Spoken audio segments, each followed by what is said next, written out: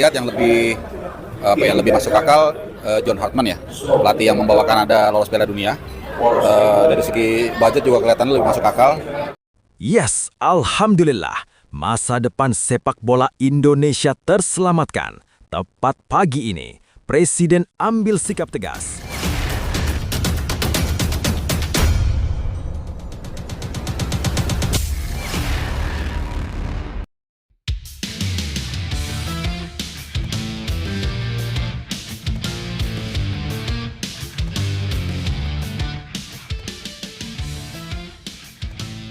Yes, alhamdulillah. Masa depan sepak bola Indonesia terselamatkan. Tepat pagi ini, Presiden ambil sikap tegas. Kegagalan timnas Indonesia di SEA Games, dipecatnya Sintayong, mundurnya manajer timnas Indonesia Sumarji, dipecatnya Indra Syafri dari timnas U23, serta kabar keuangan PSSI yang mulai habis akibat harus menanggung kompensasi 3 pelatih sekaligus, bikin Presiden ambil keputusan tegas. PSSI diminta datangkan Sintayong lagi.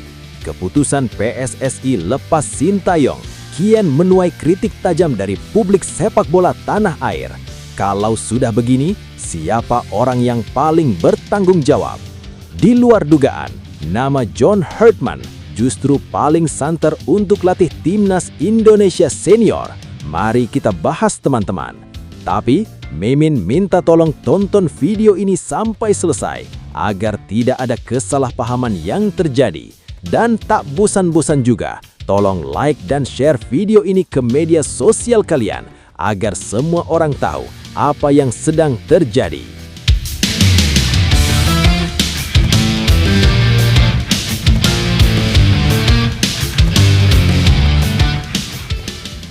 Sebelumnya diberitakan, bursa pelatih timnas Indonesia kembali memanas setelah PSSI mengakhiri kerjasama dengan Patrick Kluivert.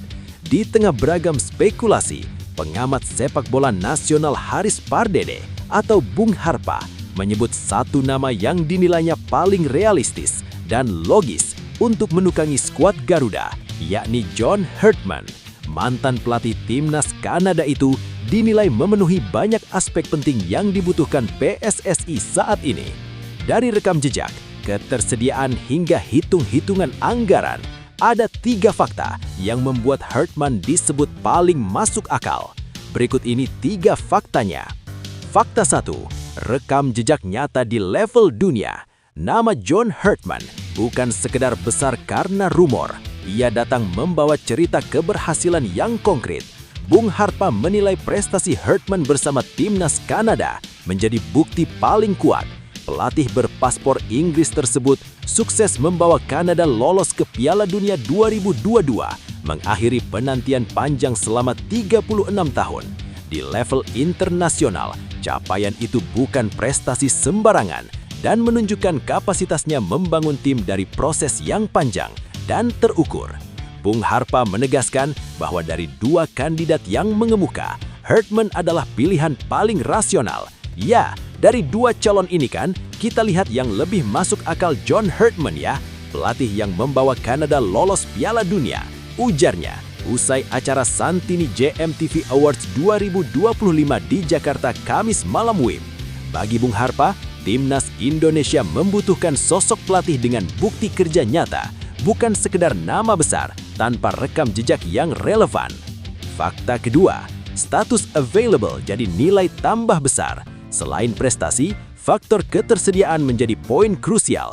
John Hartman saat ini tidak terikat kontrak dengan klub atau tim nasional manapun. Kondisi itu membuat proses negosiasi dinilai lebih realistis dan tidak berlarut-larut. Di tengah target PSSI untuk segera mengumumkan pelatih baru, status available ini menjadi keuntungan yang tidak dimiliki kandidat lain. Bung Harpa membandingkan situasi Hartman dengan Giovanni van Bronckhorst yang juga ramai diperbincangkan di media sosial.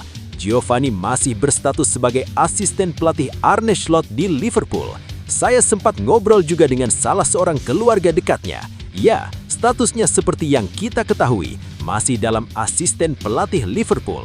Jelas Bung Harpa, situasi tersebut membuat peluang Giovanni dinilai lebih rumit dari sisi waktu dan komitmen. Fakta ketiga, masuk akal dari sisi anggaran PSSI. Faktor terakhir yang tak kalah penting adalah soal budget. Bung Harpa menilai secara finansial, Hartman lebih masuk akal untuk direkrut PSSI. Dengan status tanpa klub dan profil gaji yang dinilai tidak setinggi kandidat lain, Hartman dianggap sesuai dengan kondisi federasi yang tetap harus berhitung secara realistis. Dari segi budget juga, kelihatan lebih masuk akal. Terus dari segi availability juga, yang bersangkutan sedang available, Giovanni secara rate juga mungkin lebih tinggi, ujar Bung Harpa. Pertimbangan ini menjadi penting karena PSSI disebut ingin menjalankan prosedur pemilihan pelatih, bukan sekedar keputusan satu orang. Bung Harpa bahkan mengapresiasi langkah federasi yang mengerucutkan kandidat melalui wawancara dan pembahasan di tingkat Exco. Nah, sebelum lanjut mendengar berita ini, untuk para netizen, keluarkan satu kalimat pamungkas untuk menanggapi kabar ini. Ayo teman, berikan tanggapan kalian di kolom komentar. Bravo Timnas Indonesia, bravo PSSI. Ayo Garuda, buktikan bahwa level kita sudah dunia. Buktikan bahwa kita adalah raksasa Asia. Di sisi lain, jangan lupa juga satu kalimat khusus untuk Erick Thohir CS yang sedang berusaha keras memajukan sepak bola Indonesia. Silahkan tulis di kolom komentar. Ayo terbang tinggi Garuda. Mari kita lanjut teman-teman. Di sisi lain, rumor Hartman kian menguat setelah media asing asal Honduras Diez melaporkan bahwa pelatih berusia 50 tahun itu menolak tawaran melatih timnas Honduras demi peluang menangani Indonesia. PSSI sendiri mengakui sudah mengantongi 2 kandidat terkuat yang akan dibawa ke rapat Exco bersama Ketua Umum Erick Thohir usai SEA Games 2025 Thailand. Pengumuman pelatih baru direncanakan bulan ini atau paling lambat bulan depan. Bung Harpa pun mengajak publik sepak bola nasional untuk menghargai siapapun pilihan PSSI nantinya. Apapun itu, mungkin kita punya preferensi berbeda-beda, namun itu harus dihargai. Seperti dahulu juga, pergantian dari Sintayong ke Kluivert. Mungkin kita terbelah, tapi kita tetap dukung federasi. Mudah-mudahan ini adalah pilihan yang terbaik katanya. Harapannya jelas, 1. Membawa timnas Indonesia melangkah lebih dekat ke mimpi besar Piala Dunia 2030. Lebih lanjut, situasi pencarian pelatih timnas Indonesia saat ini sebenarnya berada di titik yang cukup sehat. PSSI terlihat tidak tergesa-gesa, tetapi juga tidak berlarut-larut dalam mengambil keputusan. Proses yang melibatkan penyaringan kandidat, wawancara langsung hingga pembahasan di tingkat Exco menunjukkan bahwa federasi mencoba belajar dari pengalaman masa lalu. Ini memberi sinyal bahwa penunjukan pelatih bukan lagi soal popularitas nama, melainkan kecocokan dengan kebutuhan tim dan arah jangka panjang. Nama Hartman yang menguat di ruang publik juga mencerminkan harapan baru supporter terhadap sosok pelatih dengan rekam jejak jelas. Setelah beberapa periode diwarnai ekspektasi tinggi yang tidak selalu sejalan dengan hasil, publik kini tampak lebih realistis. Prestasi konkret, kemampuan membangun tim, serta pemahaman proyek jangka panjang menjadi nilai yang lebih dihargai daripada sekedar status mantan pemain bintang atau pelatih dengan nama besar. Namun dinamika opini di kalangan pecinta sepak bola tetap tak terhindarkan. Perbedaan pandangan soal siapa yang paling layak akan selalu ada. Merinding di Liga Champions dan bangga berseragam Garuda. Inilah pengakuan Kevin Dix yang jarang terungkap. Sebelumnya diberitakan, pemain timnas Indonesia Kevin Dix membuka cerita tentang momen paling tak terlupakan sepanjang karier profesionalnya. Dari perjalanan panjang di Eropa hingga akhirnya berdiri membela Merah Putih, 2 pengalaman menjadi sorotan utama, yakni atmosfer Liga Champions dan debut bersama timnas Indonesia. Berikut ini 3 faktanya. Fakta 1. Lagu Liga Champions yang membuat bulu kuduk berdiri.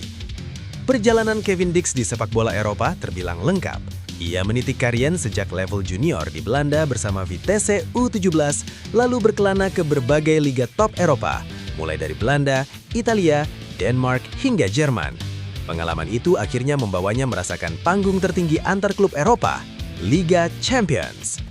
Momen paling membekas datang saat Dix membela FC Copenhagen di Liga Champions musim 2023-2024. Ia merasakan langsung atmosfer laga babak 16 besar, meski langkah timnya harus terhenti usai disingkirkan Manchester City.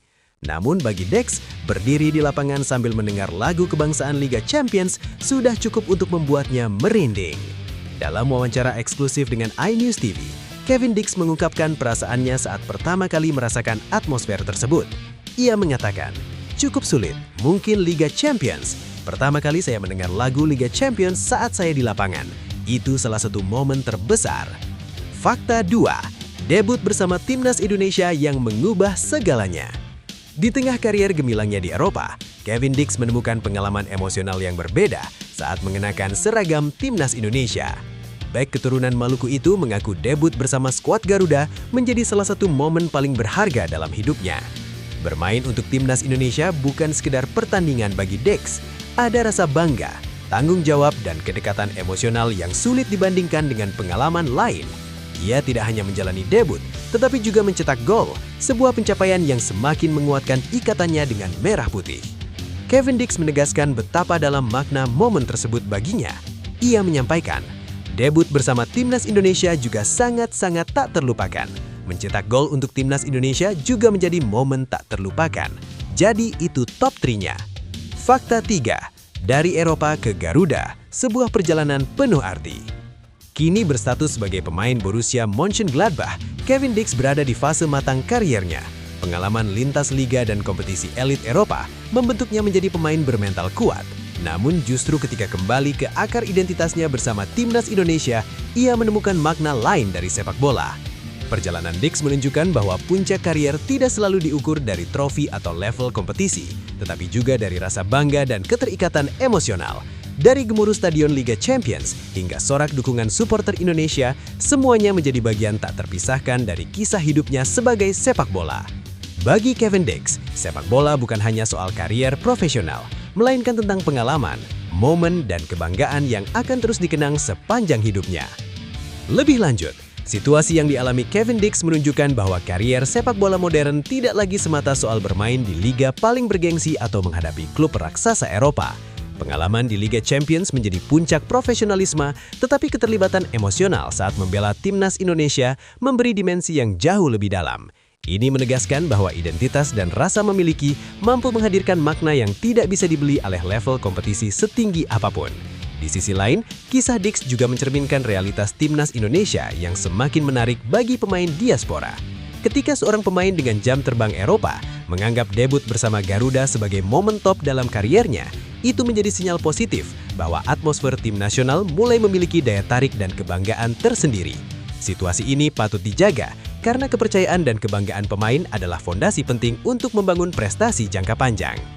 Kisah Kevin Dix menjadi pengingat bahwa setiap perjalanan besar selalu dimulai dari langkah yang konsisten dan penuh kesabaran. Ia tidak langsung berada di panggung tertinggi Eropa, tetapi menempuh proses panjang, berpindah klub, belajar dari kegagalan, dan terus berkembang. Hingga akhirnya momen besar itu datang. Ini adalah pesan kuat bahwa kerja keras tidak pernah sia-sia. Entah berada di level mana saat ini, setiap pengalaman akan punya arti jika dijalani dengan komitmen dan kepercayaan pada diri sendiri. Dan ketika kesempatan datang, jangan ragu ambillah, karena kebanggaan dan pencapaian sejati sering lahir dari keberanian untuk melangkah dan setia pada proses. Berat tapi mudah. Ini 3 fakta di balik 5 syarat PSSI untuk pelatih Timnas Indonesia. Sebelumnya, diberitakan PSSI tengah memburu sosok pelatih baru Timnas Indonesia usai kegagalan melangkah ke Piala Dunia 2026. Federasi kini memasang target lebih jauh, yakni membawa Garuda lolos ke Piala Dunia 2030. Dalam proses itu, PSSI mengajukan 5 syarat kepada kandidat pelatih yang dinilai berat, namun sebenarnya sangat masuk akal. Inilah 3 faktanya. Fakta pertama, pelatih kelas dunia yang siap menetap di Indonesia. Mimpi Piala Dunia 2030. PSSI tidak lagi ingin berjudi dengan eksperimen. Untuk target besar menuju Piala Dunia 2030, Federasi menginginkan pelatih dengan rekam jejak nyata di level tertinggi. pengalaman membawa tim lolos ke Piala Dunia menjadi syarat utama. Hal ini ditegaskan langsung oleh anggota Exco PSSI, Endri Erawan, yang terlibat dalam mewawancara kandidat di Eropa. Harus punya pengalaman bagus meloloskan tim ke Piala Dunia, kata Endri dalam konferensi pers di Jakarta. Namun pengalaman saja tidak cukup, PSSI juga meminta komitmen penuh dengan tinggal di Indonesia, bahkan bersama keluarga. Pendekatan ini dilakukan agar pelatih benar-benar hidup di dalam ekosistem sepak bola nasional. Endri menyebut hal ini penting agar pelatih dapat memahami kultur, kompetisi, dan karakter pemain lokal, serta tidak mengulang pengalaman sebelumnya ketika pelatih jarang berada di tanah air. Fakta kedua, transfer ilmu jadi syarat utama, bukan sekedar hasil instan. Asisten lokal dan mentor kepelatihan.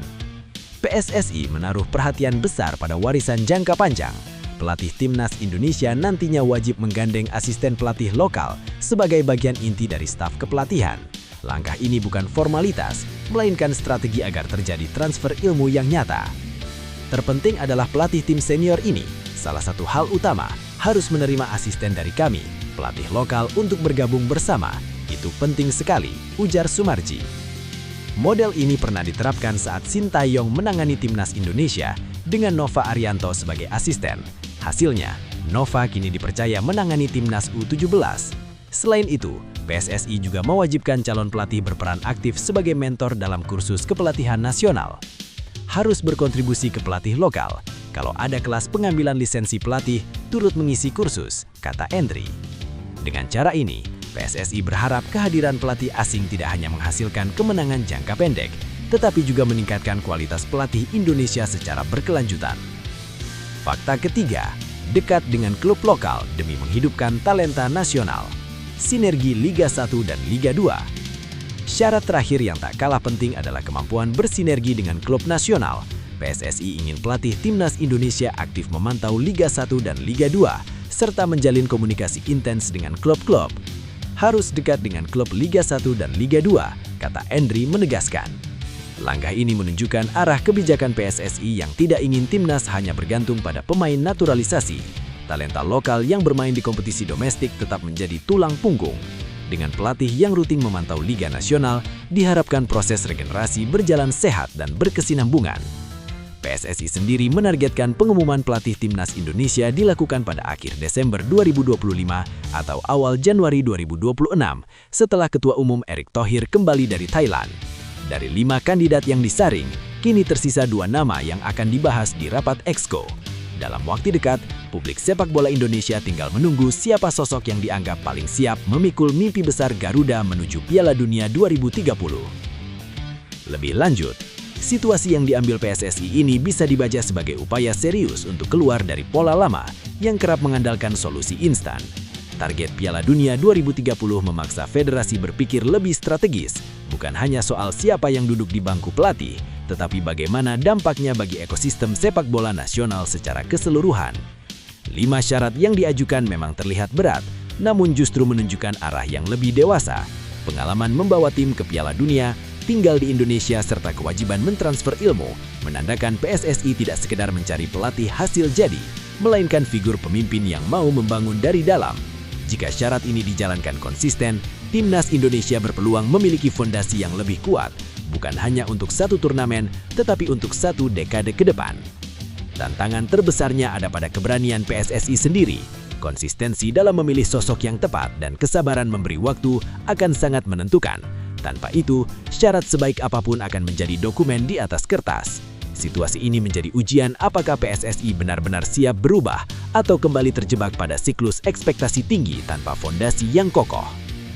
Untuk timnas Indonesia dan seluruh pecinta sepak bola nasional, inilah momen untuk tetap percaya pada proses.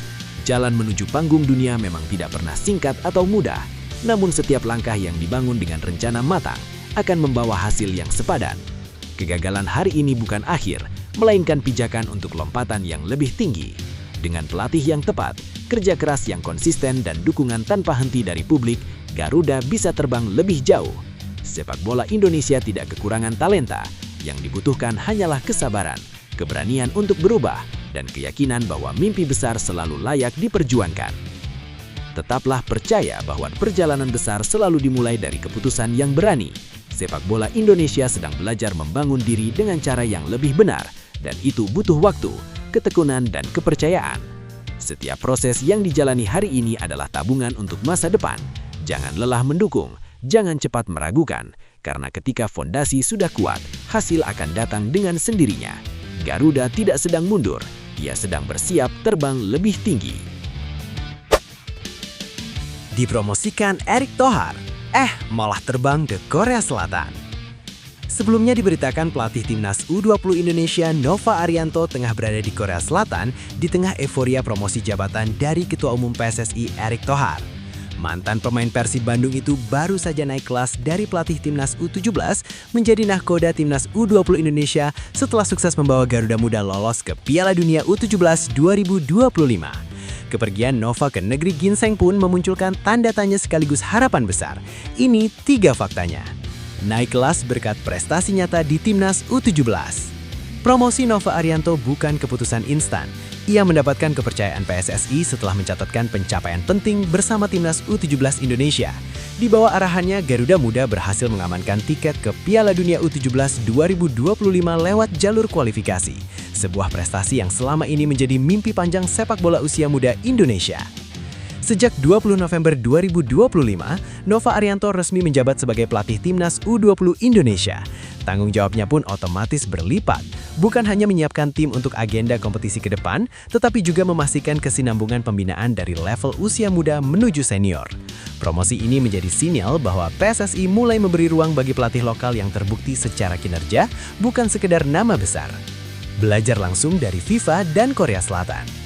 Keberadaan Nova Arianto di Korea Selatan bukan untuk liburan. Ia mengikuti workshop agenda FIFA yang merupakan bagian dari rangkaian keikutsertaan Indonesia di Piala Dunia U17 2025. Workshop ini menjadi ruang refleksi, evaluasi, sekaligus pembelajaran tentang bagaimana FIFA melihat pengembangan pemain muda secara global.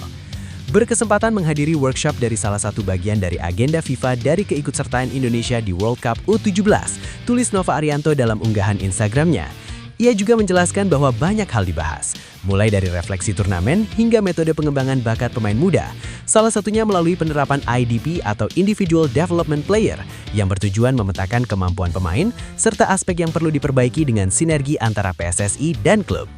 Tak hanya itu, Nova juga mengunjungi training center milik KFA, Korea Football Association. Di sana ia melihat langsung bagaimana Korea Selatan membangun sepak bola mereka secara sistematis dengan konsep Made in Korea dari hulu ke hilir, khususnya dalam pembinaan pemain muda. Misi besar membentuk pemain dan karakter. Lebih dari sekedar taktik dan teknik, Nova Arianto membawa misi yang lebih dalam. Ia menekankan bahwa peran pelatih timnas usia muda bukan hanya mencetak pemain hebat di lapangan, tetapi juga membentuk pribadi yang kuat di luar sepak bola. Sebagai peran pelatih Youth National Team adalah bagaimana pelatih usia muda tidak hanya membentuk pemain, tetapi juga membentuk secara personal yang baik agar mereka bawa nanti di kehidupan di luar sepak bola, tulis Nova Arianto. Pesan ini menegaskan arah baru pembinaan timnas yang tidak semata mengejar hasil instan, tetapi membangun fondasi jangka panjang. Ia pun menutup refleksinya dengan satu kalimat sederhana namun syarat makna. Jangan pernah berhenti belajar, karena sepak bola ke depan akan terus berkembang. Sebuah pesan yang bukan hanya untuk pemainnya, tetapi juga untuk seluruh ekosistem sepak bola Indonesia yang tengah berbenah dan bermimpi lebih tinggi. Lebih lanjut, situasi ini menunjukkan sinyal positif bahwa pembinaan timnas Indonesia mulai bergerak ke arah yang lebih serius dan berkelanjutan. Promosi Nova Arianto lalu diikuti dengan keberangkatannya ke Korea Selatan menegaskan bahwa peningkatan kualitas pelatih dianggap sama pentingnya dengan hasil di lapangan.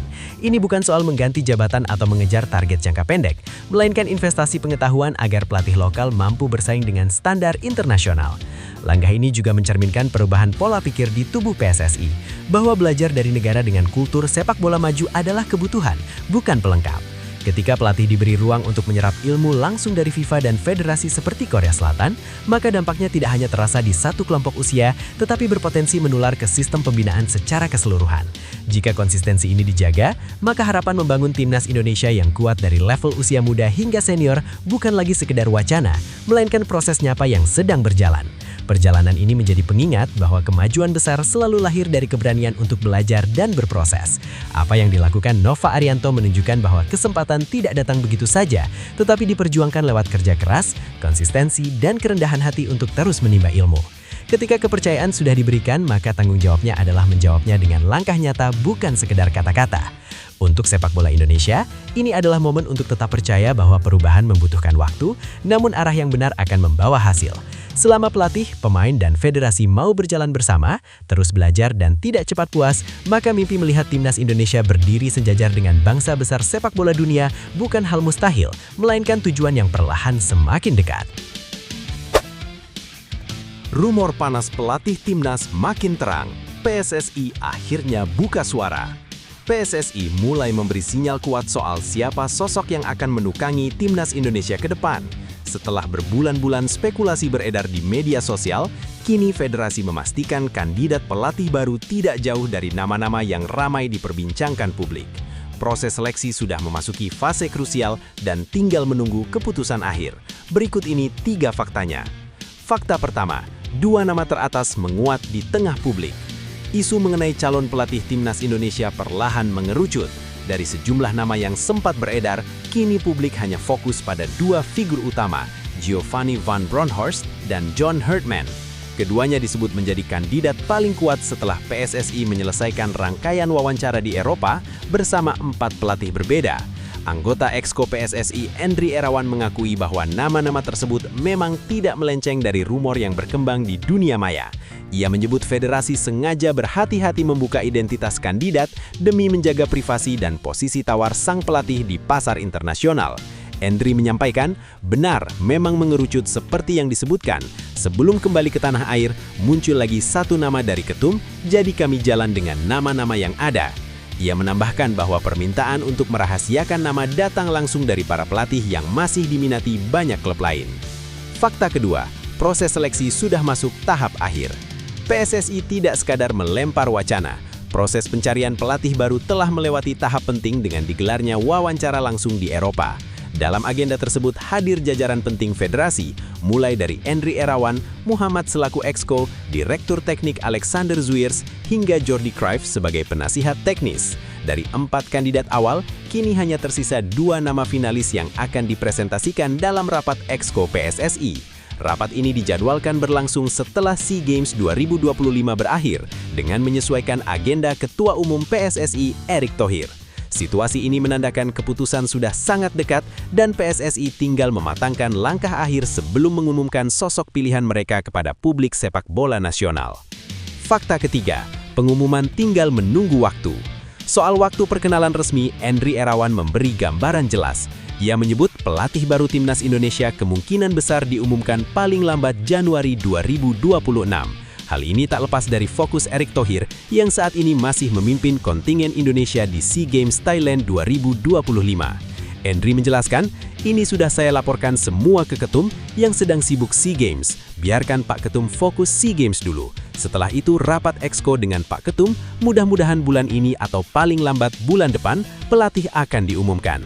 Di tengah penantian tersebut, kabar semakin kencang menyebut John Herdman berada di posisi terdepan, bahkan diklaim menolak tawaran dari timnas Jamaika demi memprioritaskan proyek jangka panjang bersama skuad Garuda. Dengan semua sinyal yang ada, publik kini hanya perlu bersabar. Nama besar pelatih anyar timnas Indonesia tampaknya tinggal menunggu momen resmi untuk diumumkan dan membuka lembaran baru perjalanan sepak bola nasional. Lebih lanjut, situasi ini menunjukkan PSSI sedang berada di fase paling serius dan hati-hati dalam menentukan arah masa depan timnas Indonesia. Langkah merahasiakan nama kandidat meski rumor sudah ramai, justru memberi sinyal bahwa federasi ingin tampil lebih profesional, tidak sekadar mengikuti tekanan publik atau hiruk-pikuk media sosial. Proses wawancara langsung ke Eropa dengan melibatkan figur teknis seperti Jordi Cruyff juga memperlihatkan bahwa keputusan ini tidak diambil secara instan, melainkan melalui pertimbangan jangka panjang. Di sisi lain, penantian yang cukup lama memang berpotensi memicu kegelisahan supporter. Namun jika melihat konteksnya, penundaan pengumuman demi fokus SEA Games dan menjaga posisi tawar pelatih adalah langkah yang masuk akal. PSSI seolah ingin memastikan bahwa siapapun yang dipilih nanti bukan hanya nama besar di atas kertas, tetapi sosok yang benar-benar siap membangun tim nasional secara bertahap dan berkelanjutan. Jika proses ini berujung pada keputusan yang tepat, maka kegaduhan sementara di ruang publik bisa terbayar dengan fondasi tim nasional yang lebih kuat ke depannya. Menunggu memang tidak selalu nyaman, apalagi ketika harapan besar sedang dipertaruhkan. Namun justru di fase seperti inilah fondasi kuat biasanya dibangun. Timnas Indonesia sedang berada di persimpangan penting dan setiap proses yang dijalani hari ini adalah bagian dari perjalanan menuju level yang lebih tinggi. Kesabaran publik dan dukungan tanpa henti akan menjadi energi tambahan bagi siapapun yang nantinya dipercaya memimpin skuad Garuda. Sepak bola besar tidak lahir dari keputusan terburu-buru, melainkan dari keberanian mengambil langkah tepat di waktu yang pas. Apapun hasil akhirnya, percayalah bahwa Timnas Indonesia sedang bergerak maju. Terus dukung, terus percaya, karena perubahan besar seringkali dimulai dari penantian yang panjang dan keyakinan yang tidak goyah.